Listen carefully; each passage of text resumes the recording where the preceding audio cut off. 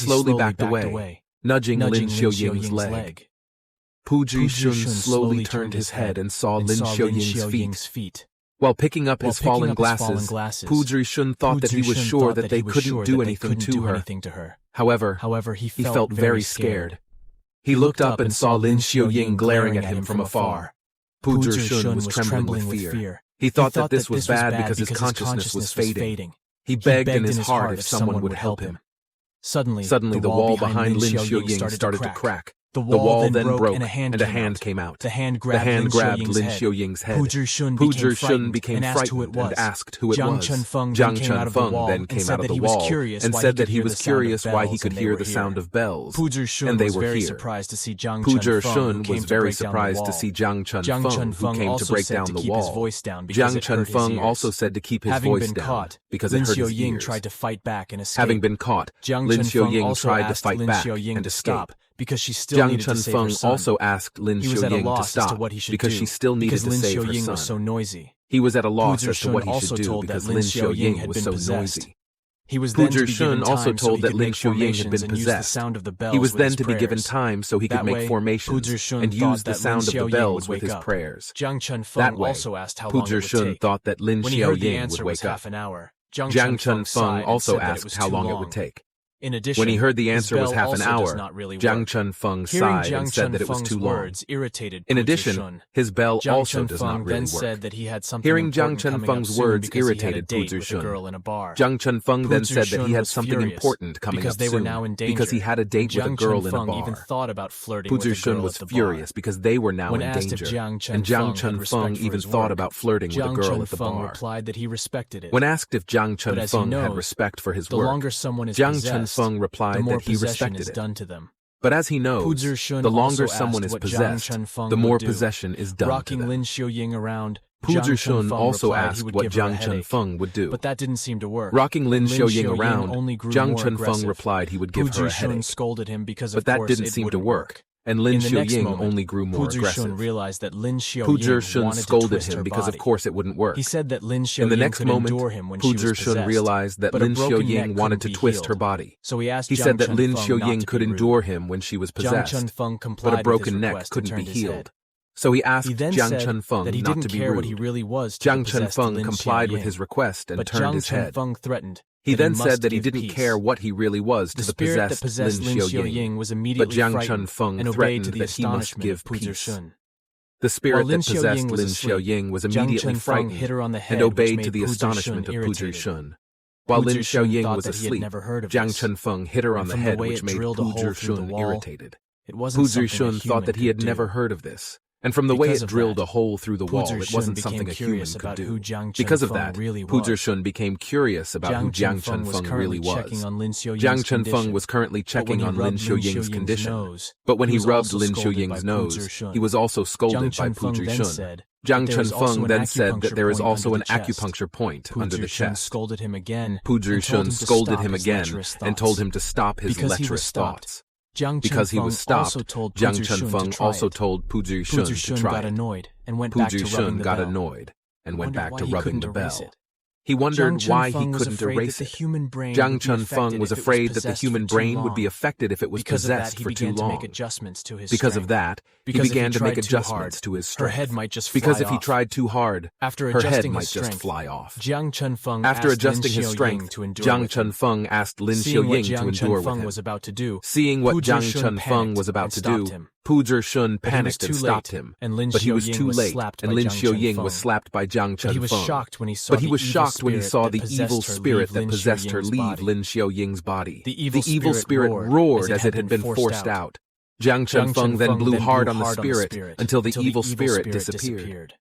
Jiang Chunfeng was about to ask how his control was good, but he saw Pu Zhishun slapping himself to make him confused as to what had happened. Pu Zhishun slapped himself in disbelief at what he was seeing, but Jiang Chunfeng thinks that Pu Zhishun is possessed and offers his help. Pu Zhishun politely refused. A while later, Lin Xiaoying finally regained consciousness. When Lin Xiaoying asked where they were, Pu Zhishun replied that they were currently in front of door number 402. Lin Xiaoying got excited again because she thought Dhe could see her son again and asked if they could enter now. Pu Zhishun thought that they were too optimistic. His instrument, the shackle bell, had been repaired, but he knew it was completely useless here. To open the door, Jiang Chun-feng opened his jacket and ordered them to get out of the way. Looking at Jiang Chun-feng's arm, Pu Zhishun was really curious what kind of glowing lines were on his arm. He thought that Jiang Chun-feng was so strange, but he was the only one they could rely on now to open door number 402, which never opened. Jiang Chun-feng was about to open the door with a punch, but it suddenly opened, making the others very surprised. Pu Zhishun was stunned to see that the door opened by itself. What's more, he could feel the evil demon within it. They entered the room and began to check the situation inside. After inspecting this place, Jiang Chun-feng and the others witnessed countless hands that were on the ceiling. Lin Xiaoying also screamed in fear. Not long after that, 3 pieces of rope appeared around their necks and started dragging them. The 3 of them ended up being tied up in the patient's wheelchair. Lin Xiaoying, who was extremely frightened, asked what was going on at the moment. Pu Zhishun also replied that this was manipulation. Apart from illusions, evil spirits can also do manipulation.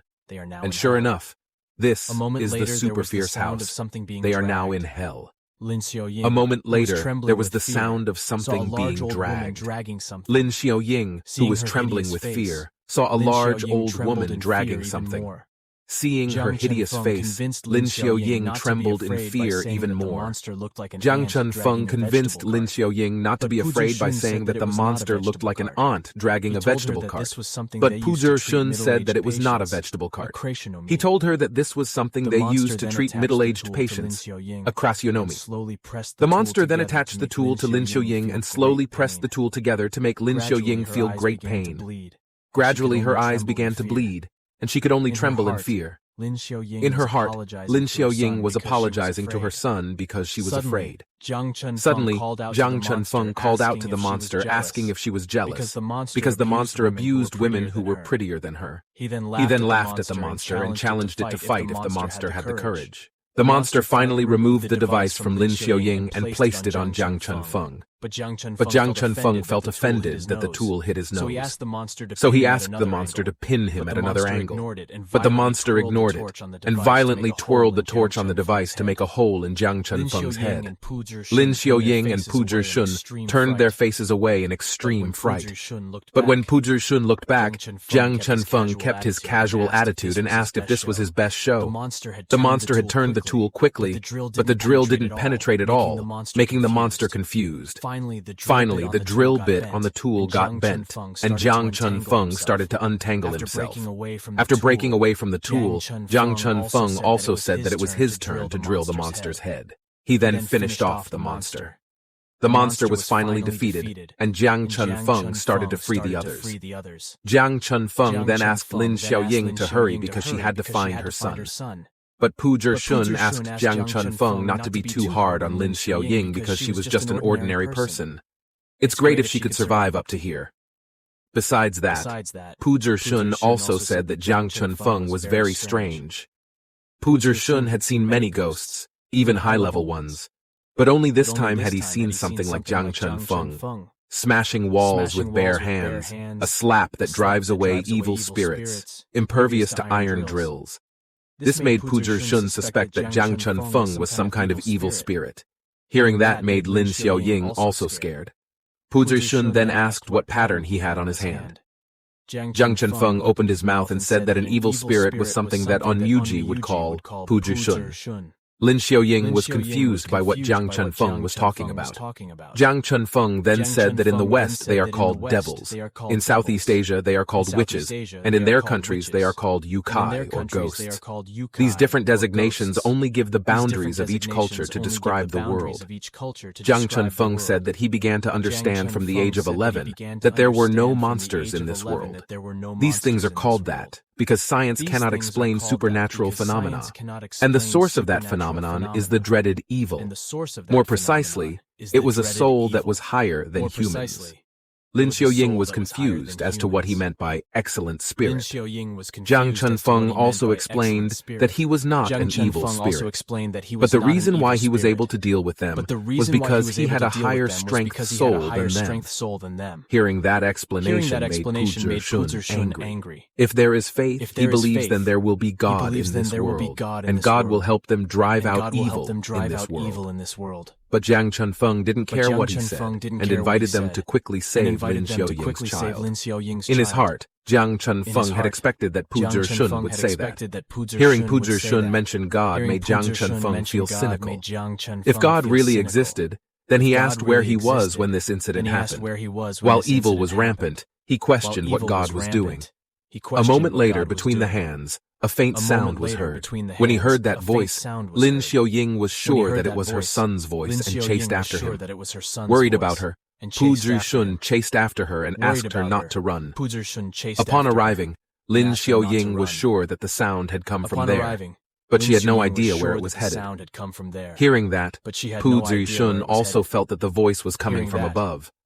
Looking at all the hands on the ceiling, Lin Xiaoying couldn't help but feel confused because the hands all looked alike. She then summoned Pu Zhishun. While shedding tears, Lin Xiaoying asked if there was her son's hand among the hands. Soon they heard a loud noise and saw Jiang Chunfeng, who was at the front of the entrance. Jiang Chunfeng also informed that the door was closed and seemed to be disappearing quickly. If they didn't get out soon, he was worried that they would get lost in this different dimension. Jiang Chunfeng didn't really care, but he was sure they wanted to go home. So he asked Lin Xiaoying to hurry up and find her son's hand to bring him home. But Pu Zhishun stopped her and said that this might be a trap because he thinks this is the most common method used by evil spirits. Moreover, if Lin Xiaoying's son's hand was really on the ceiling, Pu Zhishun was almost sure that the percentage of him still alive was very small. Thus, even though he felt it was cruel to say this, but for Lin Xiaoying's safety, he advised them to leave immediately. Lin Xiaoying became even more worried. She wasn't sure if it was her son who was calling for help. Jiang Chunfeng was getting irritated that they were talking too much and asked if he was sure that all of this was just a trap. Because there were so many hands, Jiang Chunfeng said that he would only choose one. As soon as he saw a hand that looked smooth, he grabbed that hand. But that hand actually pulled Jiang Chunfeng up. Jiang Chunfeng also took a foothold on the ceiling and fought back. Jiang Chunfeng then withdrew that hand forcefully. Upon retracting that hand, Jiang Chunfeng was shocked to see an ugly face appear. Seeing something on his back, Pu Zhishun couldn't help but wonder what it was. Jiang Chunfeng also guessed that it was the umbilical cord. According to Pu Zhishun, maybe the evil spirits are using this to control these dead people. While talking about the corpse, Lin Xiaoying called Jiang Chunfeng and told him that his hands looked weird. As soon as he saw that, Pu Zhishun was immediately shocked. Jiang Chunfeng was confused as to why his hands had turned so green, but Pu Zhishun panicked because he knew it was corpse poison and it was extremely toxic. He also asked Jiang Chunfeng not to move. Based on the degree of infection, Pu Zhishun was worried that Jiang Chunfeng's hand would rot, and Jiang Chunfeng would die within minutes. But if Jiang Chunfeng died, Pu Zhishun didn't know how he would get out with Lin Xiaoying. Because of that, Pu Zhishun was at a loss as to what he should do now. However, what happened next left Pu Zhishun dumbfounded. Because Jiang Chunfeng easily removed the corpse poison with his strength to make Pu Zhishun feel stupid. Before long, Lin Xiaoying thanked Jiang Chunfeng and Pu Zhishun for coming to this place with her. Even though it was business, Lin Xiaoying felt that she didn't want the two of them to accompany her into the muddy water. Therefore, Lin Xiaoying wanted to try one more time. Pu Zhishun was worried because he was sure that the poison would kill Lin Xiaoying. He said that Jiang Chunfeng was a monster, so he was a different case. Lin Xiaoying also said that she knew that, but Pu Zhishun didn't accept that and said that he didn't understand. Lin Xiaoying loudly said that she knew. Since he had come here, Lin Xiaoying believed he was the only one who could save her son. If she left him now and left, then Lin Xiaoying felt that she would not be able to live peacefully henceforth. Then Lin Xiaoying Pu felt that she would Zhishun not was be able to live speechless. peacefully Lin Xiaoying henceforth. asked only once Pu Zhishun was if he speechless. chose wrong or was Lin poisoned. Xiaoying asked only Lin once. Xiaoying He asked to be chose left wrong or was alone and poisoned. left immediately. Lin Xiaoying asked to be left After alone that, and left Lin immediately. Xiaoying suddenly After realized that, something. Lin Xiaoying suddenly The hands realized began to be something. pulled back. The hands began Lin to be pulled Xiaoying back. became Lin worried Xiaoying because she was became afraid worried that her because she was child would afraid that her disappear. child would disappear. She then heard Jiang Chunfeng say, "Let me pull it." "Let me pull it." Jiang Chunfeng was sure that they were scared, so he was worried that there was only one chance. Thus he asked Lin Xiaoying to choose because she was the one who knew her son best. Lin Xiaoying also agreed to Jiang Chunfeng. Pu Zhishun was getting annoyed that they were being too rash. Between the hands there were many voices calling for help. Lin Xiaoying tried to focus, but the hands were all about the same. Jiang Chunfeng also looked at the door and those hands. He thought that his time was running out.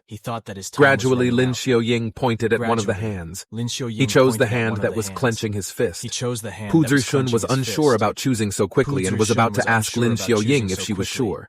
But Jiang Chunfeng hurriedly jumped towards the hand. He believes that a mother will know her child. Therefore, she will believe it. The moment Jiang Chunfeng managed to grab that hand, another hand reached towards Jiang Chunfeng and caught him. Those hands tried to pull Jiang Chunfeng. Jiang Chunfeng also tried to pull the hand. A worried Pu Zhishun asked Jiang Chunfeng to be careful with Lin Xiaoying's son's hand. Jiang Chunfeng also asked which was more important, hands or life. Jiang Chunfeng then pulled harder and the child finally came out. Jiang Chunfeng finally managed to pull Lin Xiaoying's child out. Pu Zhishun felt that this was a miracle and asked how Lin Xiaoying found him. Lin Xiaoying also recalled her past memories. When a cat nudges a flask of boiling hot water, her son pushed her. As a result, he was the one exposed to the boiling hot water. Lin Xiaoying hugged her son and asked him to get up. Pu Zhishun didn't expect that this would actually work, but something in his eyes made him curious. Frightened by that, Lin Xiaoying also tried to wake up her son. Pu Zhishun thought that this was not normal. Those hands had disappeared and had begun to erode the entire ceiling. He then remembered Jiang Chunfeng. He was shocked when he saw Jiang Chunfeng's body filled with corpse poison and asked if he was okay. Although looking a little troubled, Jiang Chunfeng replied that he was getting rid of the poison. Pu Zhishun was really worried seeing the amount of poison. He thought the amount was even enough to poison a blue whale. However, Jiang Chunfeng could still handle the poison. Pu Zhishun felt relieved to see Jiang Chunfeng, who was fine. Since Lin Xiaoying's child had been saved and Jiang Chunfeng was still alive, Pu Zhishun thought all they needed to do was get out of here and complete the task smoothly. However, Jiang Chunfeng suddenly warned them to get out of the way. On the ceiling was a large eyeball watching them. In addition, slowly there are many hairs reaching towards them. The hairs bound Pu Zhishun and the others and pulled them up. After realizing that these were hairs, Pu Zhishun tried to reach towards Lin Xiaoying. Lin Xiaoying was trembling with fear and said that she was really scared. But suddenly Lin Xiaoying looked shocked and pointed behind Pu Zhishun. Pu Zhishun, who didn't understand, asked what was wrong. But Lin Xiaoying could only repeat the word, that. Pu Zhishun slowly looked behind him. He saw that the hairs were connected as the neck of a head. The terrible head asked who had tried to stop them. The terrified Pu Zhishun prayed to God and asked what was going on. Seeing that terrifying figure, Pu Zhishun didn't expect to see a real demon. The head screamed and said that people who enter this place will die. Shortly after that scream, hair slowly came out of Pu Zhishun's mouth. He couldn't even make a sound and could only feel pain. Amidst the torment, Pu Zhishun hoped that Jiang Chunfeng would save them soon. From below, Jiang Chunfeng was seen shining on the demon with the flashlight from his cell phone. Jiang Chunfeng also said that the devil seemed to have forgotten about him. The devil also tied Jiang Chunfeng with his hair. The hairs then tried to pull Jiang Chunfeng. But Jiang Chunfeng fought back the pull and said that pulling the hair felt like being pulled by ants. The demon was confused by what Jiang Chunfeng was talking about. Jiang Chunfeng then said that ever since he entered this hospital, he had felt a strong energy field. But if he is an ordinary devil, then he plays for a few times.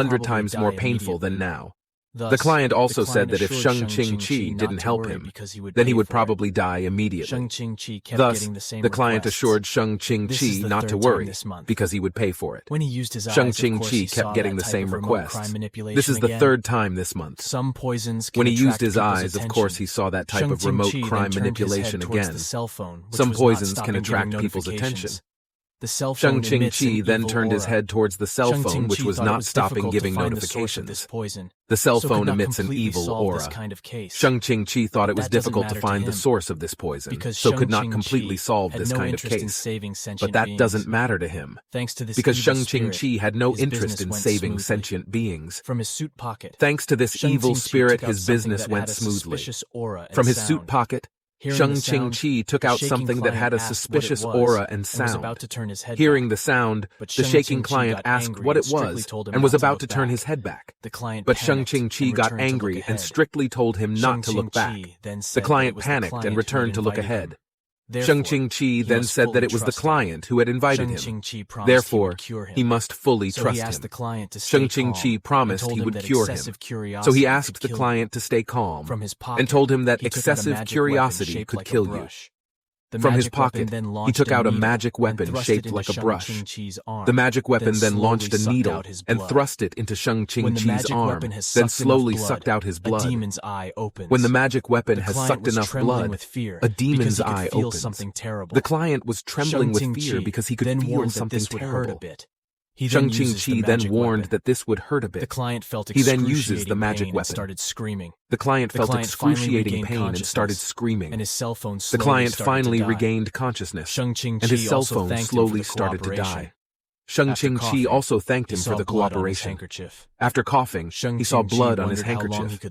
Sheng Qingqi wondered how long he could last. While on the road, Sheng Qingqi received a call from Puzher Shun. Sheng Qingqi remembered that the case of the mental hospital a few days ago was in charge of Puzher Shun. Thus, Sheng Qingqi asked Puzher Shun to tell the client to pay the commission money. He then reminded that he did not accept any bargains. As no one took up his duties for days, Sheng Qingqi believed that Lin Xiaoying should have no choice but to save her son. But Sheng Qingqi was suddenly shocked after hearing what Puzher Shun said. Puzher Shun told him that the case had been solved. At the same time, Jiang Chunfeng was currently sleeping on the plane. The passenger sitting next to him also felt disturbed because of his disturbing sleeping position. At 4:30 a.m., the skull-shaped clock started ringing. Not long after that, the clock was kicked. Jiang Chunfeng, who was still feeling sleepy, wondered why it was already morning so early, even though he was still very sleepy. After waking up, Jiang Chunfeng brushed his teeth while pooping. After that, he washed his face. He then put on earphones and started jogging. Jiang Chunfeng looks like an ordinary high school student. But a world-controlled supernatural accident at the age of 11 completely changed his life. Many people died in the accident, including his parents. But Jiang Chunfeng miraculously survived and has a special ability to fight with evil spirits. No matter how strong an evil spirit or even a demon was, Jiang Chunfeng could easily finish it. Except for one person, the person who killed his parents. Jiang Chunfeng was determined to destroy all of his followers, then find the culprit. He vowed to destroy his brain with one punch. On a rooftop, a girl was trembling while crying. Her cell phone next to her kept sending notifications. On the cell phone there is a challenge that tells her to jump from the top of the school building. It says if she survives, then her body will heal, and her wish will come true. The girl, who was surrounded by an evil aura, thought that she should complete this challenge so that her seniors would like her. Night finally came. This place is the famous supernatural corridor on the internet. A girl says that she has entered several times. The temperature here is 28 degrees Celsius. The air density is 1,205 kilograms per m. The girl also felt nothing strange. According to the formula for the exorcism, there wasn't anything extra strange. So she concluded that there had never been such a thing as a ghost here. However, to confirm this, the girl decided to stay in that place for one night to prove that the supernatural phenomena in that place were just rumors. Watching the video, Jiang Chunfeng thought that her method of exorcism was even more ridiculous than him. But it doesn't matter to him because the girl in the video is very, very beautiful. While laughing mischievously, Jiang Chunfeng's earphones were suddenly tugged. Jiang Chunfeng got annoyed and asked who did that. A girl tugging at his earphones warned Jiang Chunfeng that if he smiled incoherently like that in front of the school, then he might be taken away as a pervert. Jiang Chunfeng replied that he didn't care because he wasn't bothering anyone. Then his cell phone was suddenly snatched away. The girl was curious what strange video Jiang Chunfeng was watching. After seeing the video that Jiang Chun Feng watched, the girl's face turned red and asked if Jiang Chun Feng was a fan of the girl in the video. Jiang Chun Feng replied that she was his favorite video vlogger and asked the girl to return his cell phone with an annoyed face. The girl finally returned Jiang Chun Feng's cell phone and told him to hurry up because he would be late. Jiang Chun Feng didn't really like that girl. She's the study committee in his class. He usually targeted Jiang Chun Feng, and the master teachers were by her side as well. She was Xu Miao, the first genius student with an IQ over 200 since the school's founding. Xu Miao then remembered and reminded Jiang Chun Feng that he couldn't enter the school gate if he didn't wear a school uniform. Jiang Chun Feng also thought that he was in trouble because he forgot his school uniform was lost in the mental hospital before. The two of them finally arrived at their school, Wansong High School. They were curious about what happened today because there were so many police cars parked in front of the school. Since the student council and the teacher on duty weren't here, that meant he could enter the school without a uniform. Jiang Chun Feng also smirked at Xu Miao. Soon there was a commotion in front of them because they were curious about what happened. After breaking through to see what had happened, Jiang Chun Feng also saw the chalk outline of the deceased victim. The surrounding students heard that the victim was Wu Huimin from Year 2 who was playing the game. Jiang Chun Feng became curious about the game they were talking about. Xu Miao also said that it was a wish challenge. Sei told Jiang Chun Feng that it was a strange game that was popular these days. It was a game that granted wishes when the user successfully completed a task. However, if the user refuses the task, then that user will die. After hearing that, Jiang Chun Feng became interested and stared at Xu Miao to the point where she became nervous. Jiang Chun Feng then asked where he could download the game because it sounded interesting. But Xu Miao warned that it was not an ordinary game and that he might die because of it. Jiang Chun Feng ignored Xu Miao's warning and asked her if there was some kind of evil spirit in the game. He then tells that he is not afraid of anything related to evil spirits at all. In fact, he also admitted that he was involved in that field. Hearing that, Xu Miao asked if Jiang Chun Feng could see ghosts too. With a serious face, Jiang Chun Feng answered, of course. Xu Miao then pointed and said that at that place, there was the spirit of their schoolmate who had just jumped from the building yesterday, wandering around. Out of curiosity, Jiang Chun Feng checked, but saw nothing. Xu Miao also said that she was only joking. She said that the dead would not have the energy to become a ghost. If he believed in ghosts, Xu Miao believed that meant that Jiang Chun Feng did not understand the supernatural. Because of that, Xu Miao advised not to play that game. But still, Jiang Chun Feng was curious about this incident, so he decided to check it out himself. After using his power, even though there was no ghost, but he could see a faint evil energy. From his direction, he could see that it was coming from the gym. He knew that the place was the hideout of school thugs, but when he got there, he saw them all lying on the ground. He wondered if they had just had a fight, but as soon as he saw the sinister aura surrounding them, he felt that that wasn't the case. Seeing that evil aura coming from inside the gym, Jiang Chun Feng also entered the place. Inside that place was a person sitting in the midst of all this evil energy. Sheng Qingqi, who was sitting in the middle of all this, also said that he was impressed with Jiang Chun Feng because he believed that even a high-level exorcist couldn't possibly sense him. Hearing his words, Jiang Chun Feng activated his powers and asked who they were. Sheng Qingqi was surprised and laughed. He then asked if he was clear. In front of Sheng Qingqi, Jiang Chun Feng had said that Sheng Qingqi stuffed it into that body and hid it well, so most people wouldn't notice it. But sadly, Jiang Chun Feng was not among those people. Hearing that, Sheng Qingqi complimented Jiang Chun Feng that he was the first person who could pretend to be calm even after knowing that bastard was in his body. Jiang Chun Feng then asked if the bastard was the only one he controlled now. Jiang Chun Feng warned Sheng Qingqi that he had to make sure that he didn't get out of his body, because if he made it out, he would no longer treat Sheng Qingqi as a human. Since Sheng Qingqi had invited him here, Jiang Chun Feng was sure something was up.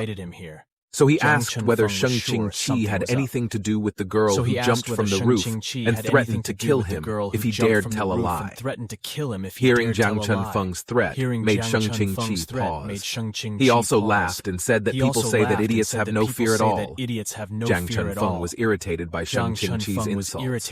Then suddenly, Shang-Chi coughed heavily. Jiang Chunfeng became curious if evil spirits could also catch a cold. Shang-Chi then asked Jiang Chunfeng if he was the one who solved the abandoned mental hospital incident. He told him that he heard it from Pu Zhishun. Jiang Chunfeng became irritated with Pu Zhishun. Shang-Chi then said that he knew Pu Zhishun's skills very well. Even though he was a B-rank exorcist, with his skills at that level, Shang-Chi was sure that Pu Zhishun would not be able to solve the problems of the abandoned mental hospital. The problem is very complicated. Because of that, many give up to solve the problem. So Pu Zhishun planned to finish it and get 200 million in money. But Jiang Chunfeng only received 500,000 to complete it. Shang-Chi had also heard that Jiang Chunfeng had only received a portion of the prize money for a child with an injured eye. Jiang Chunfeng also asked what was wrong with it. He thought that the exorcist skill wasn't meant to make money. Moreover, Shang-Chi still had not answered his question. So Jiang Chunfeng once asked if Shang-Chi did anything before to that dead girl. Without feeling guilty, Shang-Chi answered of course and asked if Jiang Chunfeng was planning to avenge a dead girl. Shang-Chi also challenged Jiang Chunfeng to come up against him, because he also felt curious how great a ruffian who had messed up his business. As soon as Shang-Chi grabbed Jiang Chunfeng's face, Jiang Chunfeng was shocked when he saw the devil with Shang-Chi. As he had expected, Jiang Chunfeng thought that he was right, that there was an incredibly strong spirit within Shang-Chi's body. Seeing Jiang Chunfeng kneeling before him, Shang-Chi ridiculed him for previously being so confident, because now Jiang Chunfeng looked like a weak and useless man. Even so, he said that Jiang Chunfeng was at least better than the thugs out there for being able to survive and not faint. Jiang Chunfeng, who was trembling, said that he was actually the same as them. He felt like fainting now. He then said that he felt dizzy, nauseous, started to lose consciousness, his stomach hurt, and he wanted to defecate. And besides that, he also said that Shang-Chi's hands were really smelly. Shang-Chi was confused and thought something was not right. He was sure Jiang Chunfeng should be starting to struggle to breathe by now. Jiang Chunfeng then said that his body felt really weak, so he had to eat something like ginseng. Curious about what Jiang Chunfeng was doing, Shang-Chi grabbed Jiang Chunfeng's hair and asked what he was trying to do. As soon as he saw Jiang Chunfeng biting his belongings, Shang-Chi immediately panicked and shouted for Jiang Chunfeng to return his calamity item. He also grabbed the calamity item and started pulling it. Jiang Chunfeng also laughed at Shang-Chi because Shang-Chi was so confident before, but now he was really panicked. Shang-Chi told Jiang Chunfeng to let it go, but Jiang Chunfeng still insisted on holding on to the item. A moment later, Shu Miao suddenly entered the gym. Shang-Chi and Jiang Chunfeng were so excited. After she opened the door of the gym, Shu Miao finally noticed the two of them and asked what the two of them were doing here. They replied that they didn't do anything. Shu Miao then asked who Shang-Chi was, and Jiang Chunfeng replied that he did not know him. Shu Miao felt disgusted with Jiang Chunfeng and asked why he would do that if Jiang Chunfeng didn't know him. He then asked Jiang Chunfeng to forget about that and said goodbye while closing the gym door. Witnessing Shu Miao's level, Shang-Chi felt his pride had been crushed because Shu Miao looked like she was misunderstanding something. While Jiang Chunfeng was off guard, Shang-Chi took back his calamity item. Even though he felt that he was being toyed with by Jiang Chunfeng, he still felt that this situation was strange. This calamity item of his contains very strong energy. So Jiang Chunfeng should have fainted just by looking at that. But Jiang Chunfeng looked fine. Shang-Chi couldn't believe that this was possible. Finally, Jiang Chunfeng asked Shang-Chi if he actually didn't do anything to the dead girl. Shang-Chi replied that he was also an exorcist, so it was impossible for him to harm ordinary people. Jiang Chunfeng also accepted Shang-Chi's answer. Judging from the loathsome spirit within Shang-Chi's body, he didn't think Shang-Chi was a good person. But Jiang Chunfeng thought that Shang-Chi didn't look like a bad person. Hearing Jiang Chunfeng's opinion, The irritated Sheng Qingqi told him to shut up and asked how he could think like that. Jiang Chunfeng also realized that Sheng Qingqi wanted to fight him, but he asked to postpone the fight for now. Jiang Chunfeng told that the girl just now was his class president, who was a nerd. So Shu Miao going to the gym alone outside of class hours was not something she usually did. And this was the first time Jiang Chunfeng saw Shu Miao so shocked. Apart from that, Sheng Qingqi also sensed an evil energy. Jiang Chunfeng was also surprised by Sheng Qingqi, who realized it. Sheng Qingqi then said that he had seen people like Shu Miao many times, and also Shu Miao might be in danger now. While Shu Miao was typing on her laptop, Shu Miao's cell phone kept telling her that Shu Miao had lost credibility. After doing the calculations, as soon as the results came out, Shu Miao became restless. She could no longer find the source. A moment later, Jiang Chunfeng suddenly took Shu Miao's cell phone and asked if she was gambling or something, which made Shu Miao very surprised. Jiang Chunfeng then suspected that Shu Miao was watching a dirty movie. Shu Miao got irritated and reminded Jiang Chunfeng that he and that weirdo in the gym just now were more suspicious. Jiang Chunfeng also remembered Sheng Qingqi, who said that Jiang Chunfeng would not be able to finish it and offered services to save Shu Miao. Remembering that made Jiang Chunfeng annoyed and said that he didn't know him. Because Jiang Chunfeng took her cell phone, Shu Miao tried to snatch it back, but Jiang Chunfeng refused and said that Shu Miao also snatched his cell phone this morning. Shu Miao, who felt gloomy, asked Jiang Chunfeng to stop because she was not in the mood to joke with him. Upon realizing that this was the place where the girl had jumped, Jiang Chunfeng also asked that Shu Miao might also be playing that game. Shu Miao became nervous and asked what Jiang Chunfeng was talking about. Jiang Chunfeng replied that there was a strange light on the cell phone screen, and also Shu Miao's expression looked nervous. Afraid that this would startle her, Jiang Chunfeng thought that he would rather not tell Shu Miao about the evil spirits now. Jiang Chunfeng was sure that Shu Miao had come here because there were people in the gym. So he asked if it was a mission that could only be completed if he was alone. Shu Miao, who looked irritated, refused to answer and said that this was none of Jiang Chunfeng's business. Feeling that there was no other choice, Jiang Chunfeng threw Shu Miao's cell phone far away. Shu Miao panicked, but she felt strange that she didn't see her phone that was thrown away. Shu Miao's cell phone was in Jiang Chunfeng's mouth, seeing that Shu Miao thought that it was disgusting. Shu Miao took back her cell phone, wiped it with a handkerchief, and tidied up her laptop. While walking away, Shu Miao said that if the problem could be solved by simply smashing the phone, then there shouldn't be any death.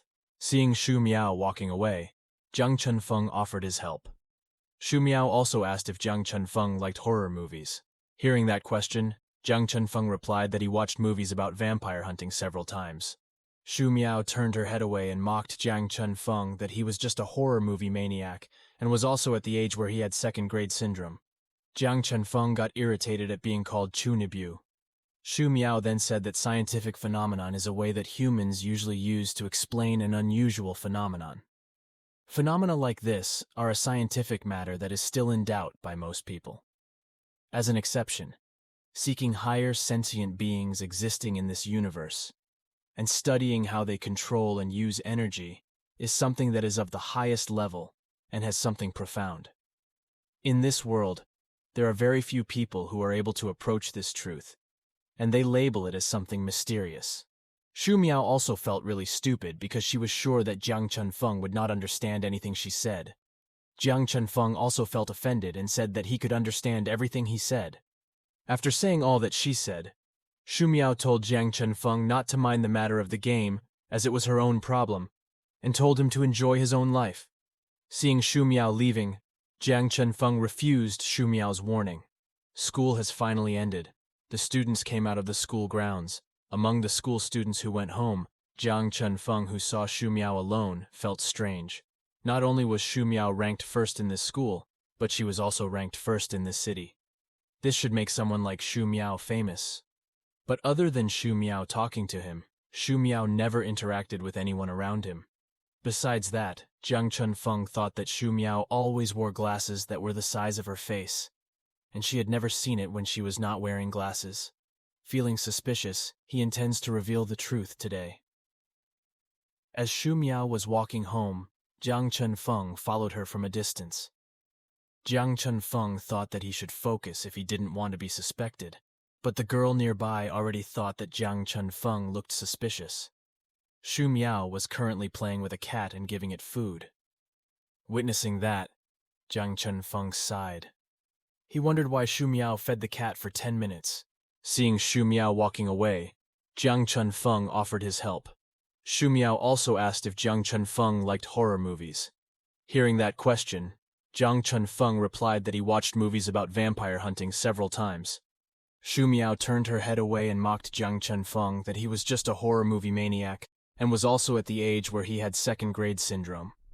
Jiang Chunfeng got irritated at being called Chunabu.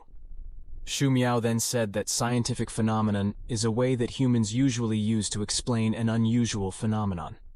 Phenomena like this are a scientific matter that is still in doubt by most people. As an exception, seeking higher sentient beings existing in this universe, and studying how they control and use energy, is something that is of the highest level and has something profound. In this world, there are very few people who are able to approach this truth, and they label it as something mysterious. Xu Miao also felt really stupid because she was sure that Jiang Chunfeng would not understand anything she said. Jiang Chunfeng also felt offended and said that he could understand everything he said. After saying all that she said, Xu Miao told Jiang Chunfeng not to mind the matter of the game, as it was her own problem, and told him to enjoy his own life. Seeing Xu Miao leaving, Jiang Chunfeng refused Xu Miao's warning. School has finally ended. The students came out of the school grounds. Among the school students who went home, Jiang Chunfeng, who saw Xu Miao alone, felt strange. Not only was Xu Miao ranked first in this school, but she was also ranked first in this city. This should make someone like Xu Miao famous. But other than Xu Miao talking to him, Xu Miao never interacted with anyone around him. Besides that, Jiang Chunfeng thought that Xu Miao always wore glasses that were the size of her face, and she had never seen it when she was not wearing glasses. Feeling suspicious, he intends to reveal the truth today. As Xu Miao was walking home, Jiang Chunfeng followed her from a distance. Jiang Chunfeng thought that he should focus if he didn't want to be suspected, but the girl nearby already thought that Jiang Chunfeng looked suspicious. Xu Miao was currently playing with a cat and giving it food. Witnessing that, Jiang Chunfeng sighed. He wondered why Xu Miao fed the cat for 10 minutes. Getting bored, Jiang Chunfeng was about to leave because he still had other things to do. But suddenly there was a loud sound. He rushed to check and saw an accident near Xu Miao. People said that the motorbike almost hit her, and thought it was a miracle that Xu Miao managed to avoid it. Jiang Chunfeng wondered if it was really just an accident, but once he checked, he found that it wasn't like that. The motorcyclist apologized to Xu Miao and asked if she was okay. Xu Miao replied that she was fine and told him not to worry. Upon checking with his strength, Jiang Chunfeng could see that the evil spirit that was in Xu Miao's body was getting stronger and stronger. If he just left Xu Miao, he was certain that Xu Miao would die. Thus, Jiang Chunfeng followed Xu Miao on the bus and also in the library. After following her until the afternoon, Jiang Chunfeng wondered why her house was so far away. Jiang Chunfeng then examined Xu Miao again with his strength and saw that the number of evil spirits within her body was increasing. He couldn't believe that evil spirits could gather that much and thought this would be interesting. A moment later, the steel beam that was being carried by the crane suddenly fell towards Xu Miao. As soon as she realized the steel beam that was about to hit her, Xu Miao tried to protect herself and thought that this was the end of it. But the steel beam that she thought would hit her never came. Instead, around her were the broken pieces of the scooter. After taking a look at the surroundings, Xu Miao was surprised to see the steel beam that was bent and shattered the wall. Xu Miao was confused as to what was going on. Jiang Chunfeng also breathed a sigh of relief. If he was even a few seconds late, Xu Miao might die, but he is worried about the destroyed scooter. Not long after, Xu Miao heard a huge horn sound. Upon looking towards the source of the sound, Xu Miao saw a truck running towards her without any passengers. Xu Miao was confused and scared seeing that. Because of fear, she could not move her legs. In her heart, Shu Miao, who was extremely frightened, could only ask for help. Jiang Chunfeng rushed to grab Shu Miao and started to activate his power. In front of the speeding truck, Jiang Chunfeng slapped the side of the truck very hard. Jiang Chunfeng planted his feet on the ground, then threw the truck away. Seeing the truck bounce off and hit the wall, Jiang Chunfeng was worried that he had used too much force. After the danger had passed, Shu Miao did not expect that she was still alive. As soon as she realized that she was being hugged, she turned around and saw Jiang Chunfeng, who greeted her. Shu Miao was about to say something, but she withdrew her intention and pushed Jiang Chunfeng to release herself from Jiang Chunfeng's embrace. Shu Miao never dressed up properly, but Jiang Chunfeng didn't expect that Shu Miao had such a good scent. Shu Miao then asked if it was Jiang Chunfeng who had saved her and was dumbfounded when she saw the chaos that had ensued. Shu Miao was curious as to why Jiang Chunfeng could be here. Jiang Chunfeng thought that Shu Miao might not notice his strength with the eyes of an ordinary person. So Jiang Chunfeng said that he tried to push Shu Miao, but the truck suddenly turned on its own. After hearing Jiang Chunfeng's story, Shu Miao asked why Jiang Chunfeng had followed her. Since it had ended like this, Jiang Chunfeng wasn't sure if he should tell her about this evil spirit. Shu Miao then reminded him that he had said not to interfere in matters and asked why Jiang Chunfeng was still following her. Shu Miao then said that she would let it be if Jiang Chunfeng left now. Feeling that he had had enough, Jiang Chunfeng said that he was here to help her. But Shu Miao still insisted on solving this problem herself. After all, Jiang Chunfeng decided to take care of this evil spirit first. With his power, he intimidated the evil spirit to leave. The evil spirit disappeared. But there was still a bit of evil spirit left clinging to Shu Miao. This evil spirit was stronger than Jiang Chunfeng, he thought. While picking up the bag that he put down, Jiang Chunfeng said that he was sure Shu Miao herself knew that this was no ordinary accident. He knew that Shu Miao was really scared right now. Thus he asked whether pride was more important than safety. If Shu Miao really didn't want to be helped, Jiang Chunfeng would have no choice but to leave. But suddenly Shu Miao's trembling hands grabbed Jiang Chunfeng's clothes. Shu Miao, who was trembling with fear, asked to be taken home. Watching Shu Miao, who was trembling in fear, Jiang Chunfeng tried to suppress his laughter. Jiang Chunfeng also assured Shu Miao that he would drive her home safely. Upon arriving at the place they were going to, Jiang Chunfeng looked completely dumbfounded, because this was a rich people's neighborhood. Shu Miao said goodbye to Jiang Chunfeng and headed straight to her house. Jiang Chunfeng felt a little sad that he had brought her here, but Shu Miao immediately sent him off. However, while climbing the stairs, Shu Miao suddenly stopped and called Jiang Chunfeng. She thanks him for today. Looking at Shu Miao, Jiang Chunfeng briefly felt a flutter, but he became very annoyed when he saw the evil spirit clinging to Shu Miao. He also called Shu Miao and said that he felt hungry after walking a long way and had no money left, so he asked to eat at her house. Hearing Jiang Chunfeng's request, Shu Miao was about to lend him some money. Jiang Chunfeng finally felt that Shu Miao was driving him crazy. He finally told that Shu Miao was in danger today due to the evil spirit clinging to her tightly. Shu Miao was surprised to hear that Jiang Chunfeng could see evil spirits. Jiang Chunfeng had said that he was an expert in that field, but Shu Miao did not believe him. He actually had a way to help Shu Miao. That's why Jiang Chunfeng asked Shu Miao to explain about the game to him. Shu Miao finally agreed, but since this was the first time a man had come to her house, Shu Miao asked Jiang Chunfeng to promise not to do anything bad. Hearing Shu Miao's request, he did not understand what Shu Miao meant by something bad. Upon entering his house, Shu Miao was greeted by her cat, which he called Miao Shu. Jiang Chunfeng felt that name sounded familiar. After being invited in, Jiang Chunfeng asked where Shu Miao's parents were. Shu Miao answered that they weren't here and said that she lived alone. Hearing that, Jiang Chunfeng was surprised to hear that Shu Miao lived alone in such a big house. When Jiang Chunfeng asked if he could see Shu Miao's bedroom, of course, Shu Miao firmly refused. When looking around the house, Shu Miao found a photo of a small child with her mother. Noticing Jiang Chunfeng staring at the photo, Shu Miao told him that it was her mother. When asked by Jiang Chunfeng why Dhe didn't live with his mother, Shu Miao replied that her mother was no longer here. Hearing Shu Miao's story, he did not know that Shu Miao was in the same situation as him. Then, when he saw Shu Miao taking off her jacket, with a lecherous face, Jiang Chunfeng thought that he didn't know about it either. Feeling suspicious, Shu Miao asked Jiang Chunfeng what he was doing. Panicking, Jiang Chunfeng answered nothing. Shu Miao then said that she would cook Jiang Chunfeng noodle soup using the simple ingredients in the cupboard. But Jiang Chunfeng said that it was fine because he actually lied when he said he was hungry earlier.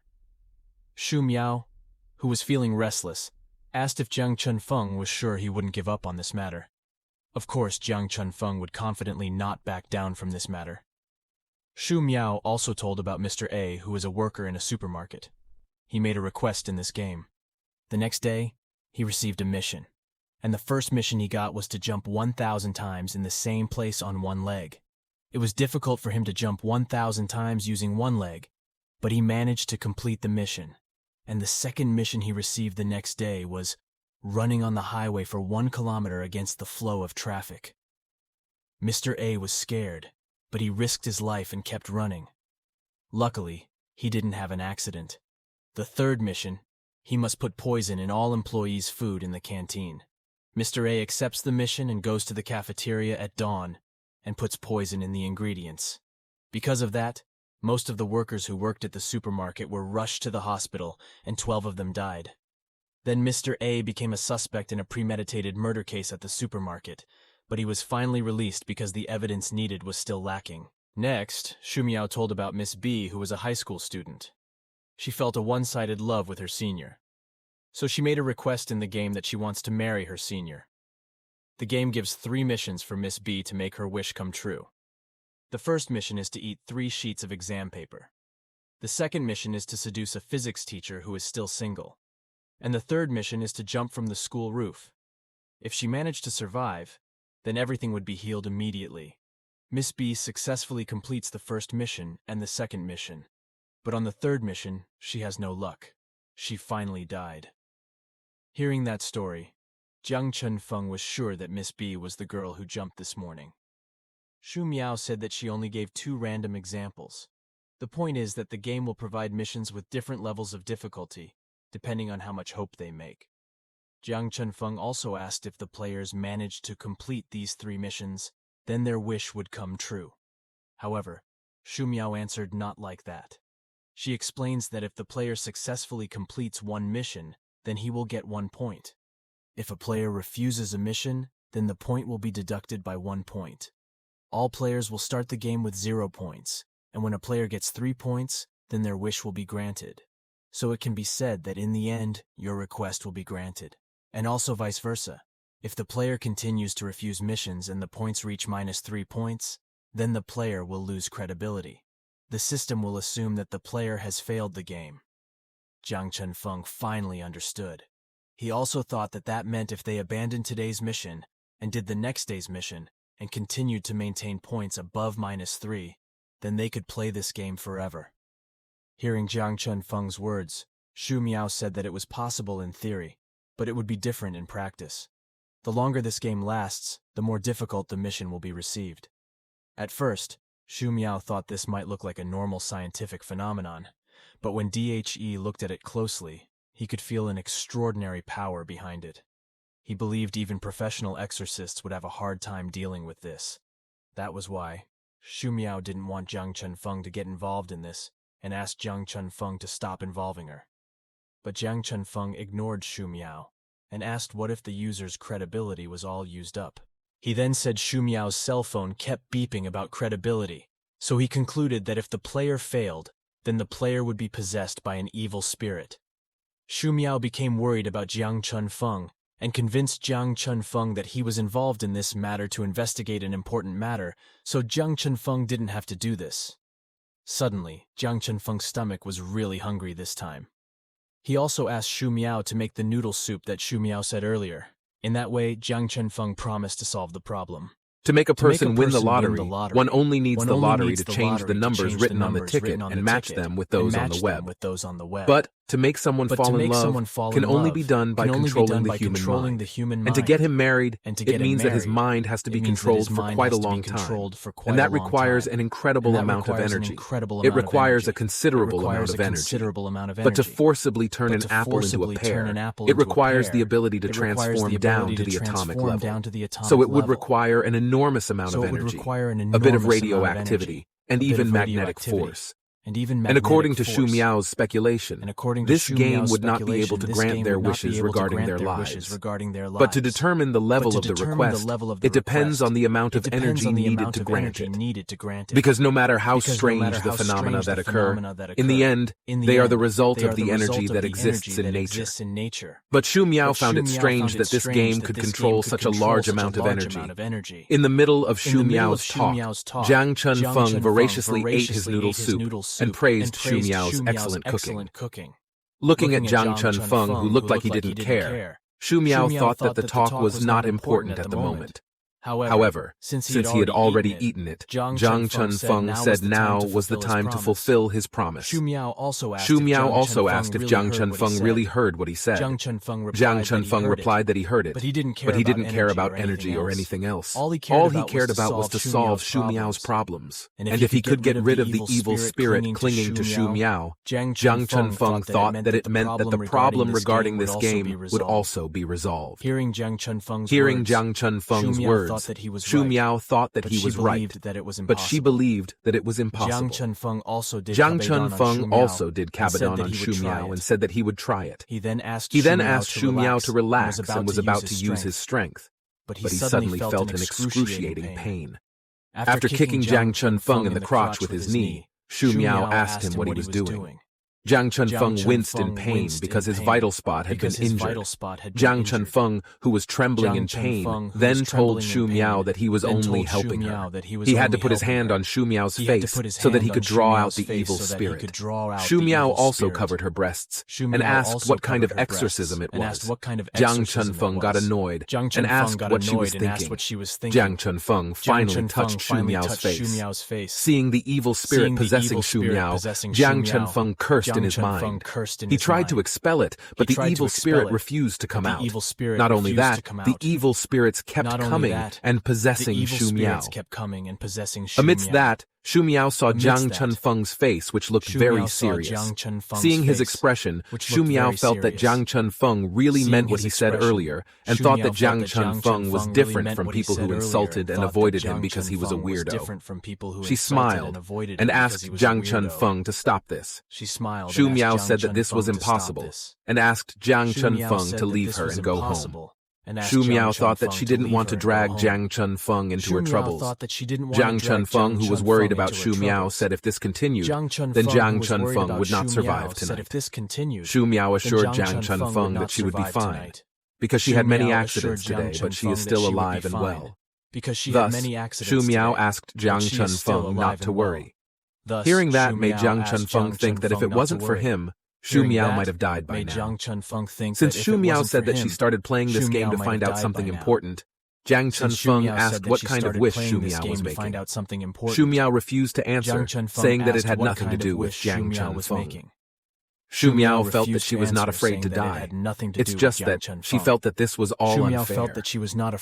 Looking at the weak Xu Miao, Jiang Chunfeng reached into his pocket and took out Sheng Qingqi's business card.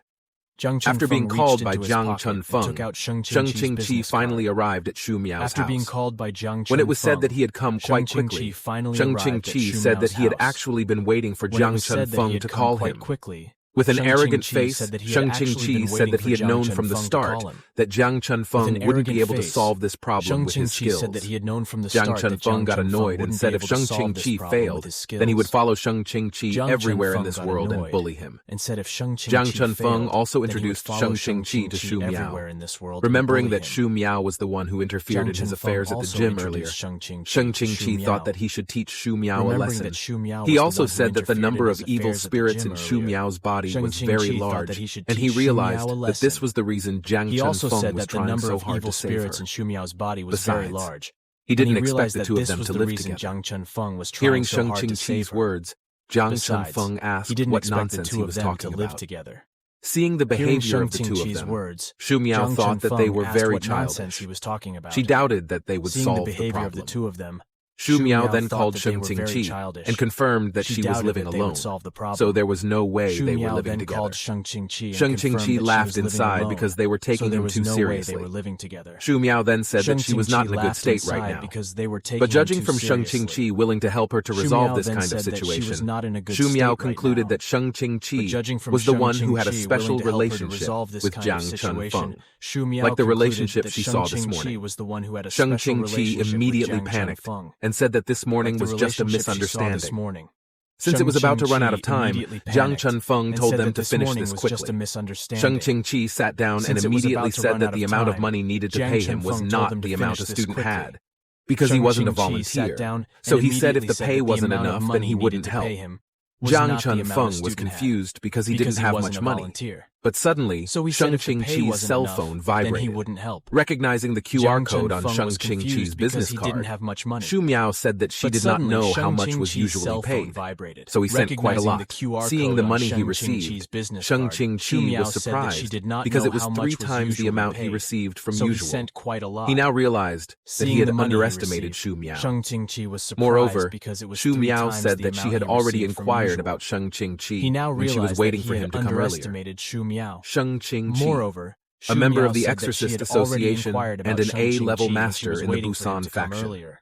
Although he was expelled from the Busan faction due to a grave mistake, at the Green Jade Evil Spirits battle several years ago in Busan, the Exorcist Association did not revoke his qualification as an exorcist. Possessing an extraordinary background, his average ability also didn't differ much from the 12 people at rank S. He was promoted to a level last year, and he specialized in mental strength and control. His success rate is 81%. Hearing that, Jiang Chunfeng thought that Sheng Qingqi was actually pretty good, because she couldn't easily trust someone just from words, so Xu Miao judged her based on her data. Sheng Qingqi fell silent. He thought that Xu Miao was not just anyone. Before starting, Sheng Qingqi explained that there were 2 things he needed. In the first place, as long as he was performing an exorcism, Xu Miao had to show her back. Besides, Xu Miao must not look back no matter what. Secondly, he performed an exorcism by casting a spell on someone's back, so Xu Miao had to take off her clothes. Xu Miao was shocked, and Jiang Chunfeng was excited. In order to make things clear to Xu Miao, Sheng Qingqi asked Xu Miao not to worry, as he had absolutely no interest in her. But Xu Miao could not believe it. In order to convince Xu Miao, Sheng Qingqi also asked Xu Miao if she wanted treatment, and the doctor was a man, so she could receive treatment without taking off her clothes. Xu Miao thought that Sheng Qingqi sounded reasonable. However, she asked to at least use a swimsuit with an open back. Sheng Qingqi replied that it was fine as long as her back was exposed. When Xu Miao went to change her clothes upstairs, Jiang Chunfeng warned Sheng Qingqi that he was the one who brought Sheng Qingqi into this matter, even though Xu Miao had already decided it. So he told Sheng Qingqi to do well, because he would not let him go if Sheng Qingqi failed. Sheng Qingqi replied that he wasn't paid to be lazy, so he asked Jiang Chunfeng to trust him about that. Moreover, even though Jiang Chunfeng had the ability to stop that evil spirit, Sheng Qingqi asked if Jiang Chunfeng thought he had enough ability to stop him.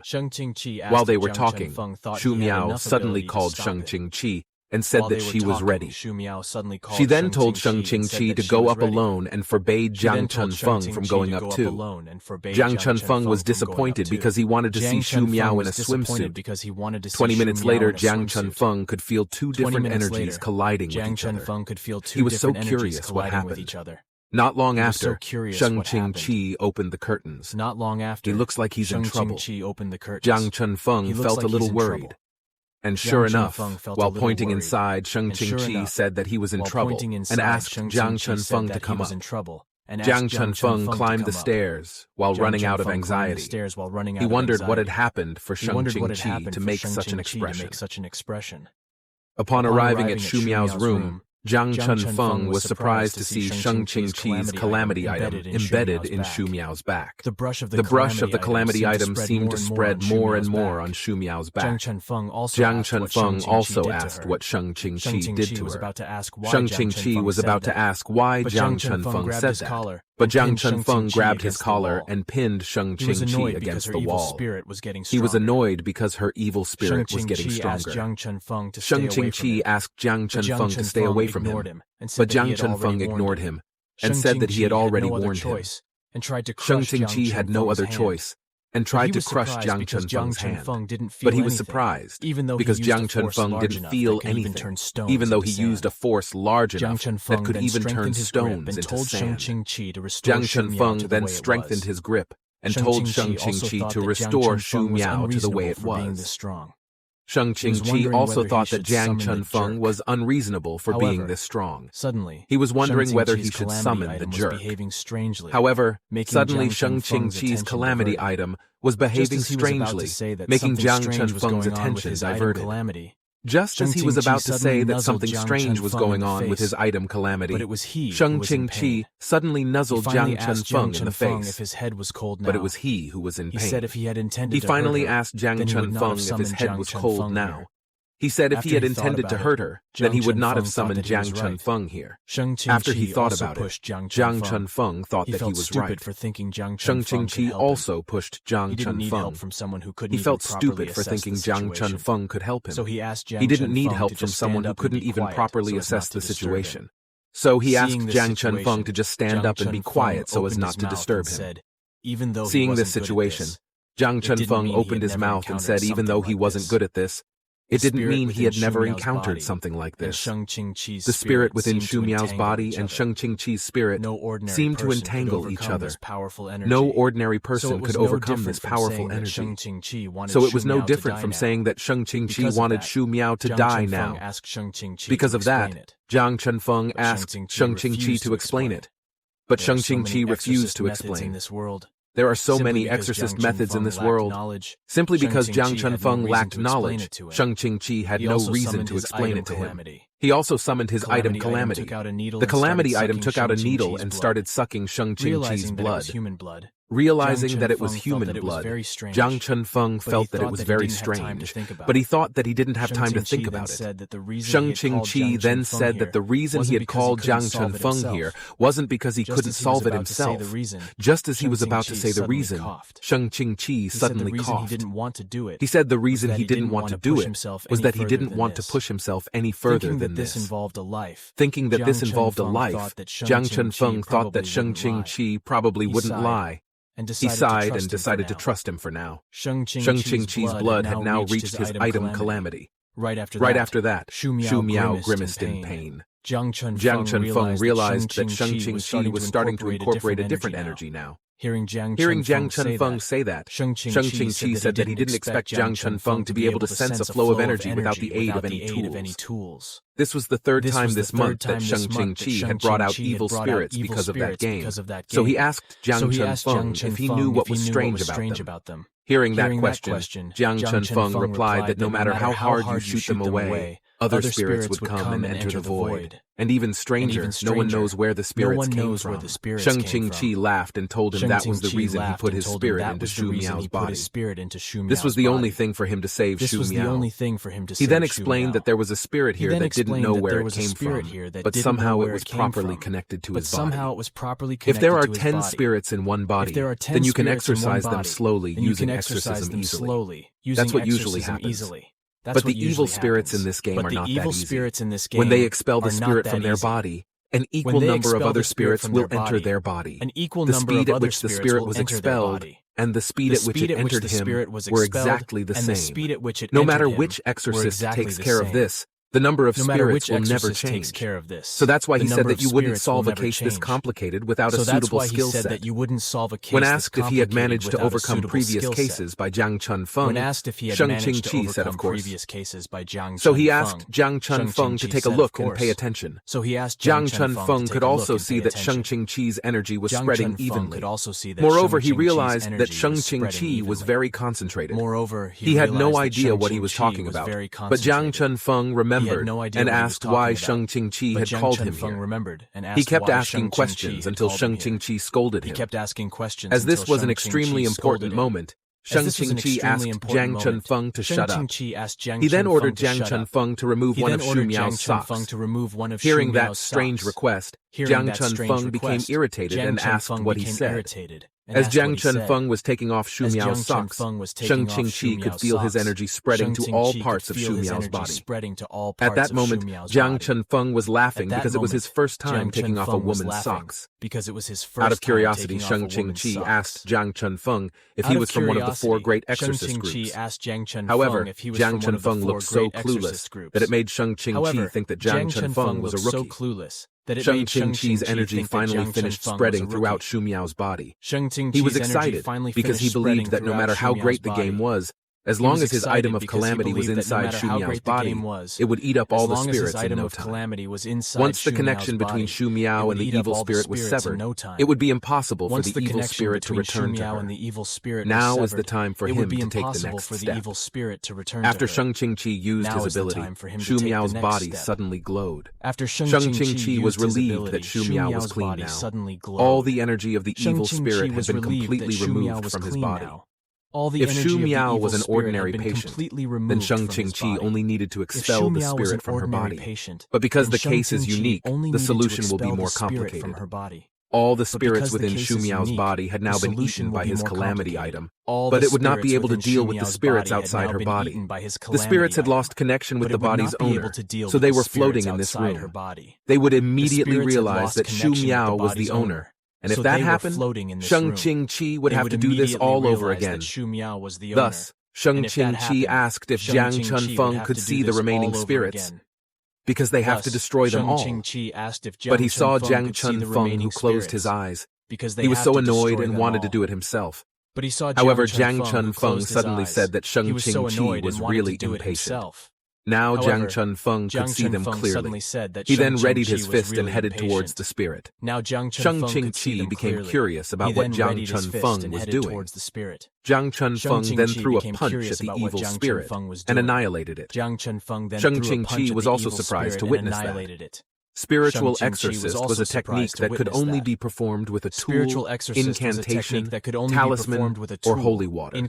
So Sheng Qingqi didn't understand why he could injure that evil spirit with his bare hands. Sheng Qingqi then slapped the evil spirit and poked its eyes out. As a finish, Jiang Chunfeng jumped and then hit the evil spirit with his knee. Following his knee strike, Jiang Chunfeng landed and started screaming in low frequency. His screams caused the evil spirits to be eradicated and even shattered the windows of the room. Miao Shu the cat was stunned to see the chaos that was happening in this house. Sheng Qingqi was currently chanting an incantation. Jiang Chunfeng, who saw Xu Miao, who was lying on the bed, didn't notice earlier because he was too panicked. But now that he looked at her, Jiang Chunfeng thought that Xu Miao's legs were long and beautiful, more so than he had imagined. But for some reason, Jiang Chunfeng felt as if he had seen it before, so he tried to remember where he had seen it before. A moment later, Sheng Qingqi's item calamity brush that clung to Xu Miao started to shrink. After stopping receiving blood from Sheng Qingqi, the item finally left Xu Miao. Jiang Chunfeng could see that Xu Miao's body had now returned to normal. Soon, there was a loud coughing sound. In the corner of the room, Sheng Qingqi coughed loudly. Out of worry, Jiang Chunfeng asked if he was all right. After vomiting blood, Sheng Qingqi said that this was none of his business. Jiang Chunfeng also started to think about what had happened. Sheng Qingqi placed his calamity item on Xu Miao's back, then put Xu Miao to sleep. After that, he transferred the spirit from his body to Xu Miao's body via the item. After the item absorbed all of Xu Miao's spirit, Sheng Qingqi received all of Xu Miao's spirit in his body. Jiang Chunfeng didn't expect that this turned out to be a more dangerous job than he had imagined. Sheng Qingqi later said no one had ever seen how he worked. Hearing that, Jiang Chunfeng thought that Sheng Qingqi would say he would kill Jiang Chunfeng because he had witnessed it and prepared to fight. Then Shang-Chi said, exorcism usually uses its spiritual power as a link, but he uses spirits. So he asked Jiang Chunfeng, wasn't that strange? But Jiang Chunfeng replied that even though Shang-Chi uses spirits, he is still human. And as long as Shang-Chi looked like a human, he would not treat her like a monster. Shang-Chi was shocked to hear that. He also wiped the blood and told that Shu Miao would wake up in a few hours, so he invited Jiang Chunfeng to come down and talk. It was already 2015, and Shu Miao was already resting on her bed. At that time, downstairs Jiang Chunfeng was cleaning up the mess that happened earlier. Jiang Chunfeng was annoyed that he was the only one who cleaned up all this, but Shang-Chi refused to help because Jiang Chunfeng was the one who destroyed it. Shang-Chi also began to think that not only could Jiang Chunfeng parry his item Calamity, but he could also defeat evil spirits with his bare hands. From the strength and skill that Jiang Chunfeng displayed, Shang-Chi thought that Jiang Chunfeng might not be too far below him. So he called Jiang Chunfeng. He informed that now Shu Miao was safe, but the game was still running. If they don't find the source of the evil spirit, then this problem will continue. Moreover, no matter how hard Shang-Chi thought, there was no way this game could grant all wishes. He said that the Exorcist Association had given this case a dark gold level, higher than the case of an abandoned mental hospital. Jiang Chunfeng didn't expect to hear that. Shang-Chi then told him that he had already investigated this game. Even though he couldn't find the true source of his evil spirits, it didn't mean that he didn't find any clues. So he asked if Jiang Chunfeng wanted to be his assistant. Since Jiang Chunfeng liked catching evil spirits, if it went well, Shang-Chi offered that they could have the reward they received from the Exorcist Association. However, Jiang Chunfeng refused it. He didn't want to cooperate with someone from the Exorcist Association.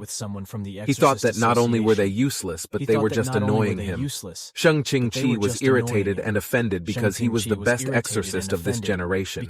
He says there are many people lining up to be his assistant. Seeing the excited Shang-Chi, Jiang Chunfeng asked him not to scream at this time of night and disturb the neighbors. Shang-Chi was getting irritated because the sound Jiang Chunfeng made while beating the spirit earlier was louder. While they were talking, suddenly from Jiang Chunfeng's pocket came a voice asking Jiang Chunfeng to enter a request.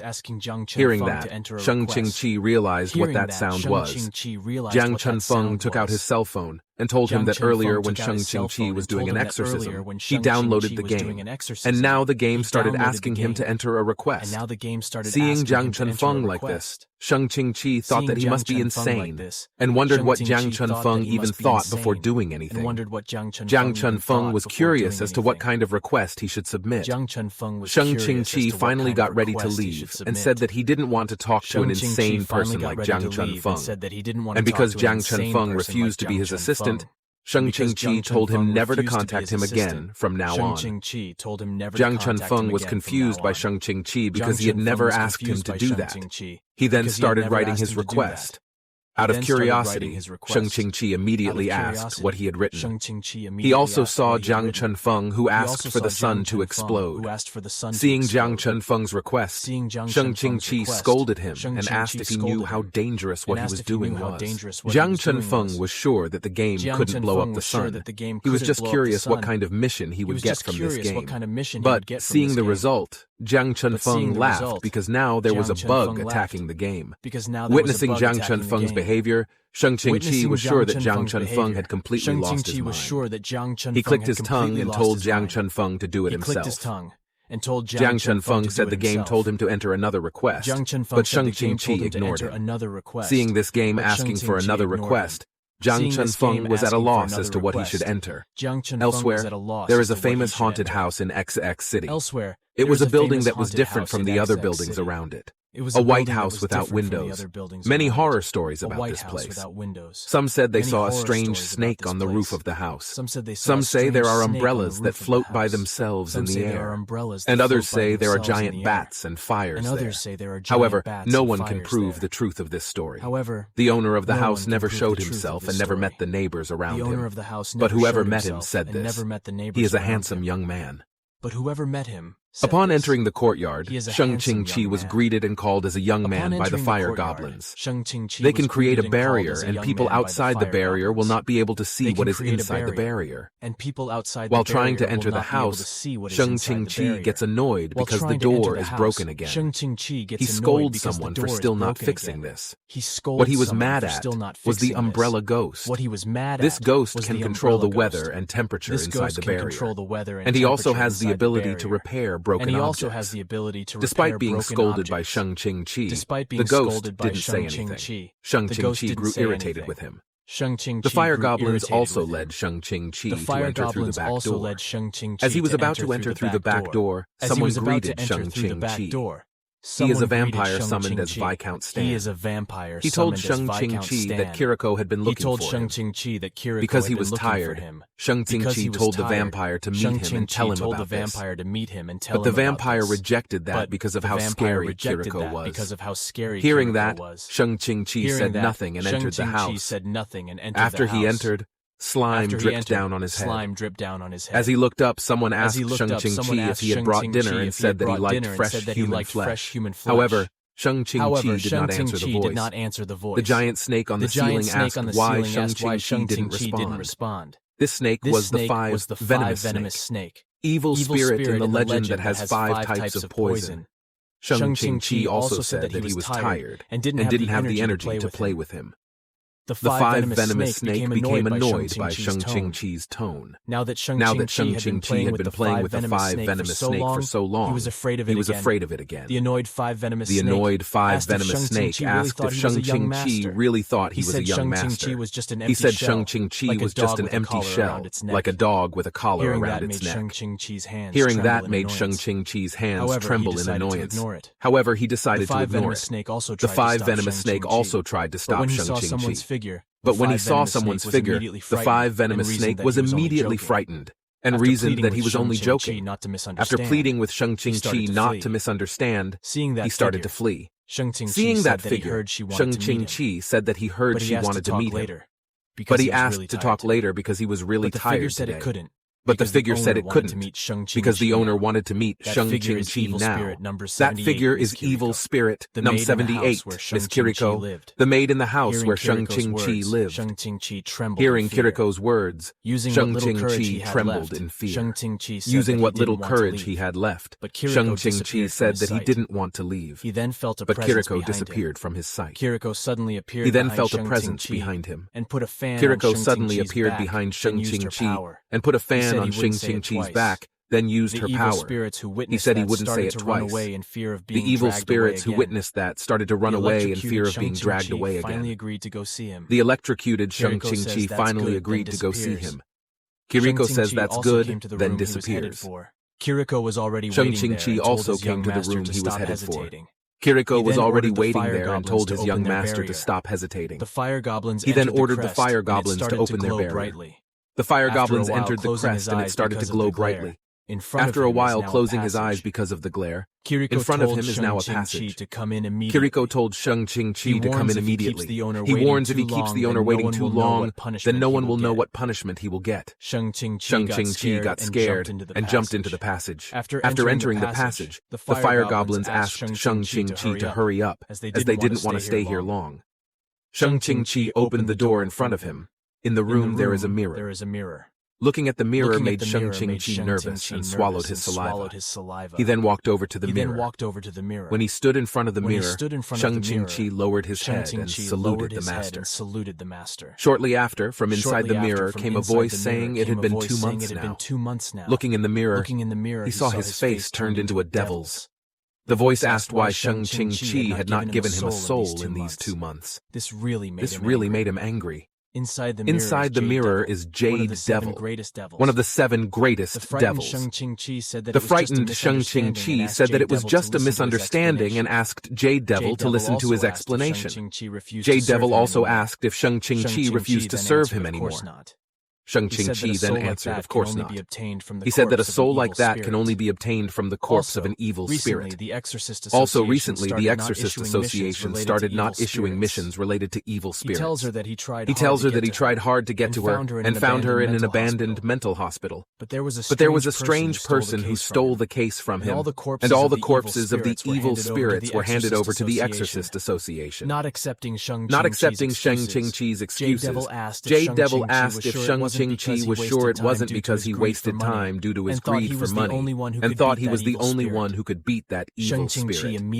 Sheng Qingqi immediately knelt down and said that the risk level of an abandoned mental hospital was too high compared to the fees, so the other exorcists avoided this case. So he's just trying to get better pay from clients, because if the payout is big enough, then he'll be able to buy the soul of the Jade Devil from the black market. But he said that he was just trying to find a more effective way, but he didn't expect that someone would take on the mission. Jade Devil was disgusted and said that he didn't want to hear Sheng Qingqi's explanation anymore. All he wants is the result. Sheng Qingqi also asked Jade Devil not to worry, because recently there was a very popular game, and the Exorcist Association was offering a very large amount of prize money.